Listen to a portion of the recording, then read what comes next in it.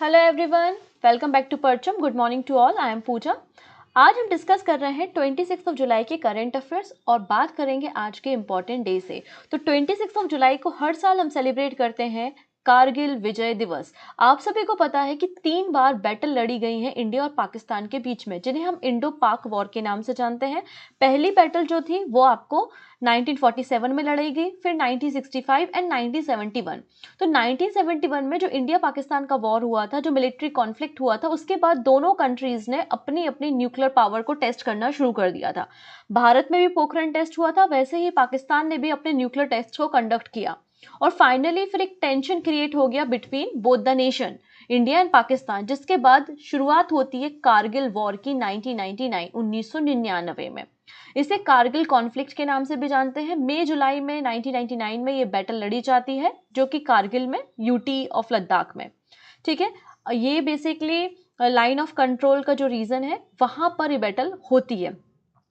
अब हुआ क्या है, 1999 में 1999 में इंडिया और पाकिस्तान के बीच में एक एग्रीमेंट साइन होता है, which is a Lahore agreement. Lahore agreement में म्यूचुअली ये बात रिजॉल्व की जाती है कि भाई आप अपने एरिया में रहो, हम अपने एरिया में रहेंगे, और जो कश्मीर का इशू है उसको पीसफुली तरीके से हम रिजॉल्व करेंगे। बट पाकिस्तान तो पाकिस्तान है, वो इस बात को एग्रीमेंट पे साइन भी कर देता है, लेकिन उसके बाद पलट जाता है, और पलट जाने के बाद वो ऑपरेशन बदर लॉन्च करता है। तो उसी ऑपरेशन बदर को काउंटर करने के लिए हम भी, मतलब इंडियन आर्मी भी, उसको रिस्पॉन्ड करने के लिए एक ऑपरेशन लॉन्च करती है, विच इज अ ऑपरेशन विजय। तो इसलिए हम 26 जुलाई को हर साल कारगिल विजय दिवस के रूप में सेलिब्रेट करते हैं। ओके, अब बात करेंगे कुछ इंपॉर्टेंट पर्सन के बारे में और बाकी सारे करेंट अफेयर्स के बारे में। वीडियो के एंड में आपको 3 क्वेश्चंस मिलने वाले हैं, जो कि क्वेश्चन ऑफ द डे रहेंगे, जिनका आंसर आपको हमें बताना है। कल मैंने एक क्वेश्चन पूछा था ब्रेन का, ह्यूमन ब्रेन का वेट, तो बिल्कुल 1300 जिन्होंने दिया है या 1400 दिया है, बिल्कुल सही बात है। 1300 से 1400 के बीच में, या फिर कुछ बुक्स में 1350 लिखा है, कुछ बुक में 1320 लिखा है। तो एक स्टैंडर्ड जो है वो 1300 से 1400 के बीच में ह्यूमन जो ब्रेन है उसका वेट होता है। ये बात बिल्कुल सही है। तो आप लोग सभी लोगों ने सही आंसर किए थे। मैं हर एक इंडिविजुअल स्टूडेंट का आंसर नहीं कर पाती हूँ, क्योंकि काफ़ी सारे मैसेजेस होते हैं, कमेंट्स होते हैं। तो आप समझ जाइएगा कि मैंने देख लिए हैं आप लोगों के सारे आंसर, और मैं काफ़ी खुश हूँ उन सारे आंसर्स को देखते हुए। अच्छा, कल मैंने एक वीडियो बनाया है जो कि हमारी मिलिट्री एक्सरसाइज पे है। नेशनल और इंटरनेशनल जो भी मिलिट्री एक्सरसाइज हुई हैं भारत में और भारत के साथ दूसरी कंट्रीज में, तो उन पे एक सेपरेट वीडियो बनाया है, जहाँ पे जनवरी से लेकर जून तक की सारी मिलिट्री कवर एक्सरसाइज कवर है। अगर आपको टाइम मिलता है और आप उस वीडियो को देख सकते हैं, जिससे पूरे 6 महीने के आपके मिलिट्री एक्सरसाइज वहाँ पे कवर हो जाएंगे। ओके, सो स्टार्ट करते हैं आज का सेशन।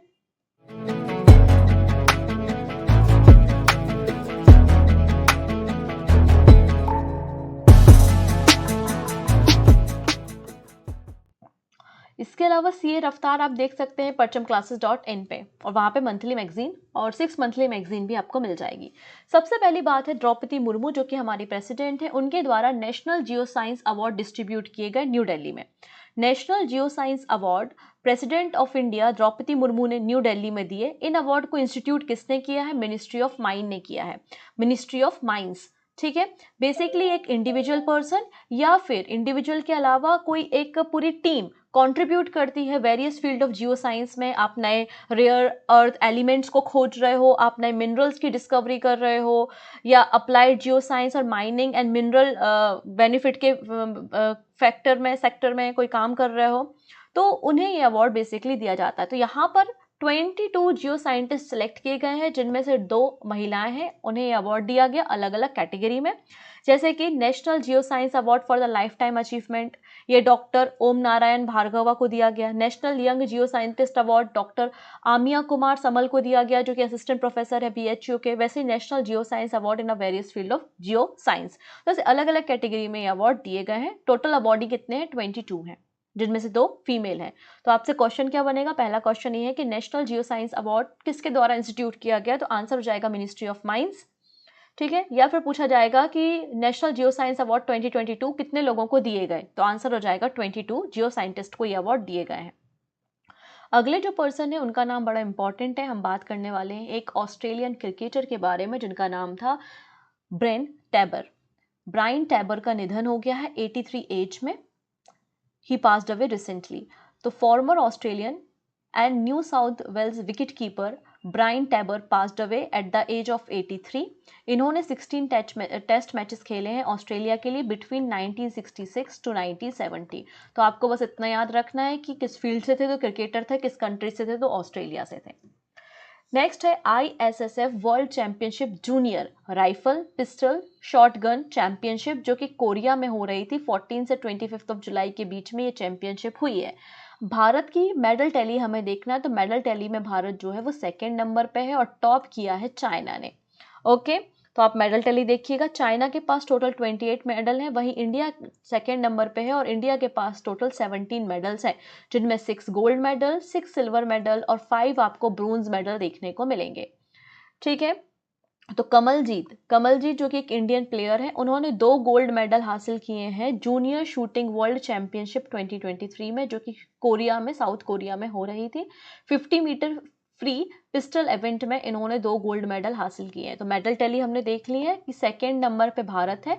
भारत को टोटल मेडल अगर देखें तो 17 मेडल्स हैं, जिनमें से 6 गोल्ड मेडल, 6 सिल्वर मेडल और 5 आपको ब्रोंज मेडल देखने को मिलेंगे। चाइना यहाँ पे टॉप पर है। वहीं आपको एक और वीमेन शूटर का नाम याद रखना है फ्री पिस्टल इवेंट में, जिन्होंने सिल्वर मेडल जीता है, जिनका नाम है तियाना फोगाट। ठीक है, ये नाम इसलिए बताया क्योंकि जनरली फोगाट शब्द आता है तो हम विनेश फोगाट और उस तरफ चले जाते हैं, लेकिन कोई ये नहीं सोच पाएगा कि तियाना फोगाट जो है वो शूटिंग से एसोसिएटेड है, इसलिए इस पर्टिकुलर नाम को यहाँ पे हमने मेंशन किया है। नेक्स्ट बात करेंगे हम यहाँ पे चीफ जस्टिस अपॉइंट हुए हैं तेलंगाना हाई कोर्ट और आंध्र प्रदेश हाई कोर्ट के। उन दोनों चीफ जस्टिस के बारे में, हाई कोर्ट के जजेस के बारे में हम बात करने वाले हैं। तो justice Alok Aradhe took oath as a chief justice of Telangana high court in Hyderabad. तो न्यायमूर्ति आलोक आराधे ने हैदराबाद में तेलंगाना उच्च न्यायालय के मुख्य न्यायाधीश के रूप में शपथ ली है राजभवन में हैदराबाद में। और ये शपथ किसने दिलाई है? जो स्टेट गवर्नर है डॉक्टर तमिलसाई सुंदरराजन, उन्होंने इन्हें ओथ या शपथ दिलाने का काम किया है। इसके पहले आलोक आराधे जो थे वो जज थे Karnataka and Madhya Pradesh high court में। सेकेंड अपॉइंटमेंट सेंट्रल गवर्नमेंट ने अपॉइंट किया है जस्टिस धीरज सिंह ठाकुर को। ये chief justice of Andhra Pradesh high court बन गए हैं। आंध्र प्रदेश हाई कोर्ट में जो मैक्सिमम स्ट्रेंथ है जजेस की वो 37 है और अभी 30 की स्ट्रेंथ पे आंध्र प्रदेश की हाई कोर्ट काम कर रही है। तो यहाँ पे 2 अपॉइंटमेंट है, एक justice Alok Aradhe Telangana high court के चीफ जस्टिस, दूसरे हैं जस्टिस धीरज सिंह ठाकुर जो कि चीफ जस्टिस बन गए हैं आंध्र प्रदेश हाई कोर्ट के। डन है इतनी चीजें। चलो अगले पर्सन है TV Narendran. TV Narendran reappointed as a Tata steel CEO and managing director. तो मैनेजिंग डायरेक्टर और सीईओ टाटा स्टील के वापस से रीअपॉइंट कर दिए गए हैं टीवी नरेंद्रन को फॉर द फर्दर 5 ईयर्स। तो आने वाले 5 सालों के लिए ये सीईओ और मैनेजिंग डायरेक्टर रहेंगे। इन्हें 35 ईयर्स का एक्सपीरियंस है in the sector of metal industry and mining और इन्हें 2013 में managing director of Tata steel बनाया गया था for India and south east Asia के रीजन के लिए। तो वापस से टीवी नरेंद्रन को सीईओ और मैनेजिंग डायरेक्टर बनाया गया है टाटा स्टील का। अब यहाँ पे देखिएगा हम बात कर रहे हैं LIC के बारे में, लाइफ इंश्योरेंस कंपनी। तो जो LIC उसमें एक चेयरमैन होता है और 4 मैनेजिंग डायरेक्टर होते हैं। चेयरमैन है सिद्धार्थ मोहंती और 4 यहाँ पे मैनेजिंग डायरेक्टर हैं, जिनमें से पहले हैं यहाँ पे पहली हैं मिनी इस्पे, नेक्स्ट है M जगन्नाथ और तवलेश पांडे। चौथे जो मैनेजिंग डायरेक्टर हैं वो अपॉइंट कर दिए गए हैं, जिनका नाम है सतपाल भानु। तो सतपाल भानु को अपॉइंट किया गया है as a managing director of LIC India. ठीक है, नेक्स्ट है हम बात कर रहे हैं हंगेरियन ग्रैंड प्रिक्स के बारे में। तो हंगेरियन ग्रैंड प्रिक्स का टाइटल जीता है मैक्स वर्स्टैपन ने और ये रेड बुल का लगातार 12th नंबर का विन है। क्योंकि रेड बुल के ड्राइवर है मैक्स वर्स्टैपन, तो इसलिए बोला जा रहा है कि रेड बुल की ये लगातार 12वें नंबर की स्ट्रेट विन है। हंगेरियन ग्रैंड प्रिक्स जीता है मैक्स वर्स्टैपन ने। ओके, बात करेंगे Jammu to pioneer India first cannabis medicine project. Cannabis आप अगर देखें तो जो आपका कह सकते हैं कि जो गांजा है वो कैनबिस कहलाता है। ठीक है, तो जम्मू कश्मीर के द्वारा ये पहली कैनबिस मेडिसिन परियोजना का नेतृत्व किया जा रहा है। इस बात को कंफर्म किया जितेंद्र सिंह ने। जितेंद्र सिंह कौन है? Union minister of state science and technology Jitendra Singh है। इन्होंने कंफर्म किया है कि इंडिया का पहला कैनबिस मेडिसिन प्रोजेक्ट को सेटअप किया जाएगा जम्मू में और ये पहला पब्लिक प्राइवेट पार्टनरशिप से तैयार किया गया एक मॉडल है। इसमें CSIR एंड IIIM और एक कैनेडियन फर्म मिलके इस इंस्टीट्यूट को सेटअप कर रही है। तो cannabis research project of the CSIR and IIIM Jammu is first of its kind in India under PPP model with a Canadian firm. इस प्रोजेक्ट को इम्प्लीमेंट करने का काम किया जा रहा है अंडर द आत्मनिर्भर भारत एंड डिफरेंट क्वालिटी की, एक अच्छी क्वालिटी की ड्रग्स को प्रोड्यूस किया जाएगा जिनको हम एक्सपोर्ट कर सकते हैं, जो कि डायबिटीज़, कैंसर और दूसरी जो बीमारियों से लड़ने में हमारी मदद करता है। इसके अलावा एक और यहाँ पे बात है कि पंजाब और जम्मू का जो एरिया है वो काफ़ी ज़्यादा इफेक्टिव है, जहाँ पे यूथ बड़ी संख्या में इन सारे ड्रग्स का यूज़ करते हैं। तो एक अवेयरनेस प्रोग्राम भी चलाया जाएगा कि जिससे ये यूथ इन ड्रग्स का यूज़ ना करें और इन ड्रग्स का यूज़ अच्छी क्वालिटी के ड्रग्स बनाने के लिए किया जाएगा जिनको फर्दर हम एक्सपोर्ट कर सकते हैं। ये बात हमें बताई है जितेंद्र सिंह जी के द्वारा। The project will spread awareness that this substance of the abuse had diverse medicinal use, especially for patients suffering from the malignancies मतलब cancer and other diseases। Next है उड़ीसा कैबिनेट। नवीन पटनायक जी के द्वारा एक बिल रिसेंटली इंट्रोड्यूस किया गया, पास किया गया और उसमें मिशन शक्ति स्कूटर योजना पे चर्चा की गई। तो उड़ीसा कैबिनेट जिसे लीड कर रहे थे खुद नवीन पटनायक जी, जो कि चीफ मिनिस्टर है उड़ीसा के, उन्होंने अप्रूव कर दिया है मिशन शक्ति स्कूटर योजना। मिशन शक्ति स्कूटर योजना में कोई भी अगर स्कूटर मतलब एक्टिवा वगैरह खरीदना चाहता है 1 लाख रुपए तक का, तो बिल्कुल वो खरीद सकता है बैंक से लोन लेके और उस पर कोई भी ब्याज नहीं लगेगा। ठीक है, ये इसमें कहा गया है, जिसके लिए बजट में 528.55 करोड़ रुपीस भी रखे गए हैं for the period of 5 years। तो उड़ीसा वालों जाओ स्कूटी खरीदो, स्कूटर खरीदो अप टू 1 लाख रुपीस की, और इस पे कोई भी इंटरेस्ट नहीं देना पड़ेगा। ओके। मुख्यमंत्री खेत सुरक्षा योजना, देखिएगा जो गांव से बिलोंग करते हैं बच्चे उनको काफ़ी अच्छे से नज़दीकी से पता होगा, जो गांव में खेत होते हैं तो खेत में ये सूखा, बाढ़, तो ये समस्याएं होती ही हैं, लेकिन खेत में एक बहुत बड़ी समस्या होती है जानवरों की। बहुत सारे एनिमल्स होते हैं जो हमारी फसलों को तबाह कर देते हैं, स्पेशली जो वाइल्ड पिग होते हैं, है ना, वो स्पेशली हमारे खेतों को, फसलों को खराब कर देते हैं। तो इसलिए यहाँ पे उत्तर प्रदेश गवर्नमेंट के द्वारा मुख्यमंत्री खेत सुरक्षा योजना को इम्प्लीमेंट किया जा रहा है। The Uttar Pradesh government is all set to launch the मुख्यमंत्री खेत सुरक्षा योजना across the state।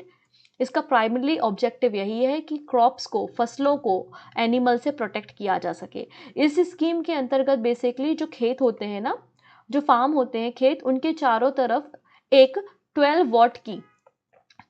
वोल्ट की एक सोलर फेंस तैयार की जाएगी, मतलब फेंसिंग की जाएगी। तो फेंसिंग जो होगी वो उसमें 12 वोल्ट का करंट प्रोड्यूस होगा, जिससे मतलब ये किसी एनिमल की जान नहीं लेगा। जब एनिमल इसके पास आएगा तो उसको एक ट्रिगर होगा, एक छोटा सा मतलब एक कह सकते हैं झटका लगेगा, जिससे वो इस खेत से दूर रहेगा और फसलों को नुकसान नहीं पहुंचाएगा। The scheme involve installation of solar fence with a low 12 volt current to deter animal without causing harm. When animal come into the contact with the fence, a mild shock will be triggered। एक बहुत छोटा सा shock उनको लगेगा और एक siren जैसा sound भी प्रोड्यूस होगा, जिससे एनिमल जैसे कि नीलगाय, मंकी, पिग्स वगैरह जो है वो खेतों से दूर रहें। इसके अलावा यहाँ पे कहा गया है कि जो छोटे और मार्जिनल किसान हैं, फार्मर्स हैं, उनके लिए यहाँ पे सब्सिडी या ग्रांट्स भी दिया जाएगा टोटल कॉस्ट का 60%। ये बात उत्तर प्रदेश के गवर्नमेंट के द्वारा कही गई है। नेक्स्ट है 108 फीट लॉर्ड राम स्टैच्यू। यहाँ पे अमित शाह जी के द्वारा फाउंडेशन स्टोन रखा गया है 108 फीट ऊंची भगवान राम का प्रतिमा का। कहाँ पे? कुर्नूल में, कुर्नूल आंध्र प्रदेश में। ठीक है, तो union home minister Amit Shah led the foundation stone of 108 feet tall statue of lord Shri Ram in the Kurnool Andhra Pradesh, जो कि 500 करोड़ के रुपए के साथ बनाई जाएगी और लगभग 10 एकड़ के जमीन में फैली हुई है। और ये वैष्णव धर्म को, वैष्णव जो ट्रेडिशन है और सनातन धर्म है उसको पूरे एंटायर वर्ल्ड में प्रमोट करने की एक पहल है। नेक्स्ट बात करेंगे union minister Shri Anurag Thakur confer 8th and 9th community radio award. तो रिसेंटली अनुराग ठाकुर जो कि union minister for information and broadcasting है, उन्होंने रिसेंटली जो रीजनल कम्युनिटी रेडियो सम्मेलन हुआ था वहाँ पे 8th and 9th community radio award distribute किए हैं। अलग अलग कैटेगरी में ये community radio award Madhya Pradesh, Uttar Pradesh, Uttarakhand, Bihar, Orissa, Tripura, Haryana etcetera अलग अलग स्टेट्स को दिए गए हैं। प्राइज मनी अगर आप देखेंगे तो पहले प्राइज में 1 लाख रुपीज़, सेकेंड में 75,000 एंड थर्ड में 50,000 रुपीज़ रिस्पेक्टिवली दिया गया है। अब यहाँ पर अलग अलग कैटेगरी में जो अवार्ड्स हैं वो आप देख सकते हैं, जैसे कि थीमेटिक अवार्ड। तो फर्स्ट प्राइज जो है वो रेडियो माइंड ट्री को दिया है, अम्बाला हरियाणा। इनका जो प्रोग्राम था होप जीने की राह, फिर most innovative community engagement award जो है वो किसे दिया गया है, मुजफ्फरनगर उत्तर प्रदेश को दिया गया है। इनका प्रोग्राम था हिजरा इन बिटवीन। नेक्स्ट है promoting local culture award, voice of SOA Cuttack Orissa को दिया गया, इनका प्रोग्राम था अस्मिता। और sustainability model award radio Hirakud को दिया है संबलपुर उड़ीसा में। तो ये कैटेगरी या फिर ये अवार्ड इंपॉर्टेंट नहीं है, मैंने इस लिस्ट को इसलिए रखा है क्योंकि कुछ बच्चों के कमेंट आए थे अबाउट द डिजिटल अवार्ड। तो जो डिजिटल अवार्ड दिए गए थे वो बहुत सारी कैटेगरी में दिए गए थे। कुछ अवार्ड एनपीसीआई को भी मिले हैं, किसी को भारत पे को कोई अवार्ड मिला है, तो किसी और को कोई अवार्ड मिला है। तो इतनी सारी कैटेगरी होती है, इसलिए वो अवार्ड इंपॉर्टेंट नहीं रह जाते। ठीक है, तो यहाँ पर बस आप लोगों को बताने के लिए कि भाई पढ़ाने को तो हम पढ़ा सकते हैं, हर एक कैटेगरी के अवार्ड आपको डिस्कस कर सकते हैं, लेकिन इससे क्या होगा, मेरी एनर्जी जाएगी और आपका समय जाएगा। और मेरी एनर्जी तो ठीक है, हम ग्लूकोज पी लेंगे, लेकिन आपका जो समय चला जाएगा ना, वो वापस कैसे लाओगे, आपके पास टाइम मशीन भी नहीं है, राइट। तो इसलिए ऐसी सारी चीज़ों को ना अवॉइड करो, और इस तरीके के मैसेज भी मत किया करो कि ये इस अवार्ड को आपने डिटेल में नहीं बताया। जो चीज़ डिटेल में बताने लायक होगी उसको डेफिनेटली मैं डिटेल में डिस्कस करूंगी, लेकिन जो अवार्ड मुझे टाइम वेस्ट लगते हैं तो उनको डिटेल में डिस्कशन करना मुझे उसका कुछ भी ऐसा समझ में नहीं आता। बस इतना ही हमको पता होना चाहिए कि 8वें नंबर के और 9वें नंबर के कम्युनिटी रेडियो अवार्ड डिस्ट्रीब्यूट किए गए हैं by Anurag Thakur, that's it. इसके अलावा इसमें कुछ है ही नहीं, सब कचड़ा है। ओके, नेक्स्ट बात करेंगे, इंडिया ने बैन कर दिया है non basmati white rice export. देखिएगा, इन्फ्लेशन लगातार बढ़ रहा है, हमारी कंट्री में भी जो राइस के प्राइस है, चावल के जो दाम है वो लगातार इंक्रीज हो रहे हैं। अब ये तो वही बात हो गई कि घर में खाना पूज नहीं रहा है और हम दूसरे देशों में खाना भेजें, ऐसा तो होता नहीं है ना। और लगातार एक्सपोर्ट भी जो है वो इंक्रीज हो रहा था, 35% तक एक्सपोर्ट भी बढ़ गया था। एक्सपोर्ट बढ़ने का जो रीजन था वो एक तो इन्फ्लेशन था, दूसरी कंट्रीज में भी अल नीनो का इफेक्ट है। अल नीनो के इफेक्ट के बाद मानसून जो है वो अलग अलग जगहों पे अलग अलग समय पे आया हुआ है, कहीं पे फ्लड आ गई है, फसलें खराब हो गई हैं, तो एक्सपोर्ट लगातार बढ़ रहा है। और एक्सपोर्ट बढ़ने के साथ साथ राइस की जो डिमांड है या फिर उनके जो प्राइस है वो भी 11% तक इंक्रीज हुए हैं। तो भारत के लोगों को आपूर्ति हो, भारत के लोगों को पहले राइस मिले, उसके बाद हम दूसरे देशों में ट्रांसपोर्ट करेंगे। इसलिए इंडियन गवर्नमेंट ने इमीडिएट इफेक्ट से जो नॉन बासमती वाइट राइस है उसके एक्सपोर्ट पे बैन लगा दिया है। हाँ, हालांकि जो ऑर्डर्स थे, जो शिपमेंट तैयार हैं वो तो भेजे जाएंगे, लेकिन फर्दर कोई ऑर्डर नहीं लिया जाएगा। लेकिन ये कंडीशन केवल और केवल नॉन बासमती राइस के लिए है, और बासमती राइस को अभी भी एक्सपोर्ट किया जाएगा। Okay, Indian government has imposed an immediate ban on the export of non-basmati white rice except for certain ongoing shipment. The variety of rice had accounted for 25% of the total rice export from the country. ये step इसलिए लिया गया है, 11.5% increase हुआ है domestic rice price में इन 2022 and 35% तक export भी राइस की अलग अलग वेराइटी का भी इंक्रीज हुआ है। इसके वेरियस फैक्टर्स हैं, जैसे कि हाई इंटरनेशनल प्राइजेस हैं, फिर इसके अलावा अल नीनो का इफेक्ट है, एक्सट्रीम क्लाइमेट कंडीशन है। ठीक है, इसलिए ये सारी कंडीशंस की गई हैं। क्यों किया गया है वो रीज़न मैंने आपको बता दिया। नेक्स्ट बात करेंगे, झारखंड गवर्नमेंट ने एक विजन डॉक्यूमेंट लॉन्च किया है, और उस विजन डॉक्यूमेंट में झारखंड गवर्नमेंट ने कहा है कि झारखंड के पास बहुत सारे मिनरल्स हैं। सबको पता है कि धनबाद वगैरह जो एरिया है या माइनिंग के जो एरिया हैं वो आपको झारखंड में देखने को मिलते हैं। और जब माइनिंग होती है, फ्यूल बर्न होता है, तो ऑब्वियसली बात है कार्बन एमिशन भी होता है। लेकिन अब झारखंड गवर्नमेंट चाहती है कि वो सस्टेनेबल डेवलपमेंट की तरफ ध्यान दे, वो नॉन रिन्यूएबल एनर्जी पे भी ध्यान दे, तो इसलिए वो लो कार्बन इकोनॉमी की पॉलिसी को अडॉप्ट करना चाहती है। और एक विजन डॉक्यूमेंट झारखंड गवर्नमेंट ने इंट्रोड्यूस किया जिसका टारगेट है कि 2070 तक नेट जीरो टारगेट हमें करना है, मतलब कार्बन एमिशन हमें 2070 तक जीरो करनी है। State Department of Forest, Environment and Climate Change recently released a vision document outlining a comprehensive plan to achieve the net zero target by 2070. इसके लिए 8 यहाँ पे एरियाज, थीमेटिक एरियाज डिसाइड किए गए हैं जो कि क्रूशियल रोल प्ले करते हैं, मतलब जिनके कारण कार्बन एमिशन ज़्यादा होता है, हमें कैसे रेगुलेट करना है, क्या मेजर्स हमको लेने हैं, और हमको धीरे धीरे एनवायरनमेंट को प्रिजर्व करना है और ग्रीन इकोनॉमी की तरफ बात करनी है और लो कार्बन इकोनॉमी की तरफ बात करनी है, मतलब कोल्ड ट्रांजिशन यहाँ पे हमें करना है। नेक्स्ट है panel of vice chairman reconstituted. Rajya Sabha में एक चेयरमैन होता है और एक वाइस चेयरमैन भी होता है, राइट। सभापति और उपसभापति की बात हम कर रहे हैं। तो राज्यसभा चेयरमैन ने जगदीप धनखड़, ठीक है, राज्यसभा के चेयरमैन वही होते हैं जो हमारे कंट्री के वाइस प्रेसिडेंट भी होते हैं। तो Rajya Sabha chairman reconstituted the panel of vice chairman of the parliament upper house with the half of them being women. पहली बार ऐसा इतिहास में हो रहा है कि जो वाइस चेयरमैन की पैनल बनाई जा रही है उसमें 50% जो रिप्रेजेंटेटिव है वो वीमेन्स का है। इस पैनल में 8 लोग होंगे जिनमें से 4 फीमेल होंगी और 4 मेल होंगे। ये पहली बार होने जा रहा है, इसके पहले ऐसा कभी नहीं देखा गया। तो यहाँ पे इसलिए चर्चा में बन गया है विषय कि पैनल ऑफ वाइस चेयरमैन जो है इसको रिकॉन्स्टिट्यूट किया गया है और यहाँ पे 50% या हाफ ऑफ देम जो है वो वीमेन्स हैं। Under the rule of Rajya Sabha the chairman nominated from amongst the member of panel of vice chairman. तो वाइस चेयरमैन का जो पैनल होता है उसके जो व्यक्ति होते हैं उनको नॉमिनेट चेयरमैन करता है। ठीक है, अगर चेयरमैन या फिर डिप्टी चेयरमैन जो है वो एब्सेंट है हाउस में, प्रेजेंट नहीं है हाउस में, तो ये जो वाइस चेयरमैन के पैनल के मेंबर्स होते हैं उनमें से कोई एक जो है वो एज अ प्रेसिडेंट काम करता है। उसके पास भी वही पावर होती हैं जो राज्यसभा के चेयरमैन के पास पावर होती हैं। ये तब तक अपना काम करेंगे जब तक वाइस एक नया मतलब मेंबर या नया पैनल नॉमिनेट ना कर दिया जाए। ही और she hold office until a new panel of vice chairman is nominated. ठीक है, when a member of the panel of vice chairman is also not present, any other person is determined by the house act as a chairman. Okay, अगर अब ये यहाँ पे chairman भी नहीं है, वाइस डिप्टी चेयरमैन भी नहीं है और इस पैनल के मेंबर्स भी शामिल नहीं है, तो कोई भी राज्यसभा का किसी एक व्यक्ति को चेयरमैन उस समय के लिए बनाया जा सकता है। अब यहाँ पे उन 4 फीमेल के नाम आपको पता होने चाहिए जिनको पहली बार यहाँ पे वाइस चेयरमैन के पैनल में इंट्रोड्यूस किया जा रहा है। तो पीटी उषा है, पीटी उषा के अलावा फेंग्योन कोन्यांग है, फौजिया खान है और सुलाता देव है। ठीक है, नेक्स्ट है गजेंद्र सिंह शेखावत के द्वारा रिसेंटली एक बुक लॉन्च की गई है जिसका नाम है Swachhata chronicles transform tales from India. Basically इस बुक में फीचर किया गया है कि जो 75 ODF प्लस बेस्ट प्रैक्टिसेस हैं और रूरल एरियाज़ में हमने किस तरीके से ODF प्लस टारगेट को अचीव किया है, तो उसी टारगेट को यहाँ पे बताते हुए एक बुक लॉन्च की है हमारे यूनियन मिनिस्टर ऑफ जल शक्ति गजेंद्र सिंह शेखावत के द्वारा, Swachhata chronicles transformative tales from India. अब ये भाई साहब एक अलग ही दुनिया में है। ये है एलॉन मस्क और इन्होंने वापस से ट्विटर का जो लोगो था उसको चेंज कर दिया है।